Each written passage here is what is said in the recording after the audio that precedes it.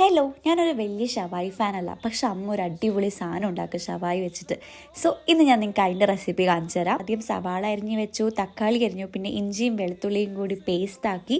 എന്നിട്ട് പാനിലേക്ക് എണ്ണയും കരിവേപ്പിലയും വറ്റൽ മുളകും ഇട്ടതിന് ശേഷം 2 മുളകും കൂടി ആഡ് ചെയ്തിട്ട് അതിലേക്ക് ഫുൾ കട്ട് ചെയ്ത് വെച്ച സവാള ആഡ് ചെയ്ത് കൊടുക്കുകയാണ്. എന്നിട്ട് അതൊരു ബ്രൗൺ കളർ ആവുന്നത് വരെ ഇങ്ങനെ ആക്കിക്കൊണ്ടിരിക്കണം. ഞാൻ ഒരു പണി എടുക്കാണ്ട് അവിടെ തിന്നുകൊണ്ടിരിക്കുകയാണ്.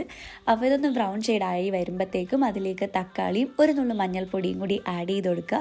അപ്പോഴത്തേക്കും അച്ഛൻ വന്നു ആ ഒരു ഷവായിനെ ഫുൾ കുഞ്ഞു കുഞ്ഞു കഷ്ണങ്ങളായിട്ട് കട്ട് ചെയ്യണം. എത്ര ചെറുതാക്കോ അത്രയും ടേസ്റ്റി ആയിരിക്കും.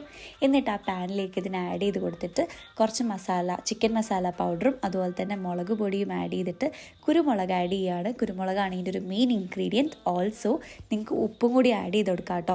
ഓൾറെഡി ചിക്കൻ ഷവായിൽ ഉപ്പുള്ളതുകൊണ്ട് ആവശ്യത്തിന് മാത്രം നിങ്ങൾ നോക്കിയിട്ട് ആഡ് ചെയ്യുക. സോനു ആൻറ്റിയും ഫസ്റ്റ് ടൈമാണ് ട്രൈ ചെയ്തത്. അവർക്കും ഭയങ്കര ഇഷ്ടമായി. നിങ്ങളും ട്രൈ ചെയ്ത് നോക്കിയിട്ട് എങ്ങനെയുണ്ടെന്ന് കമൻറ്റ് ചെയ്യണേ.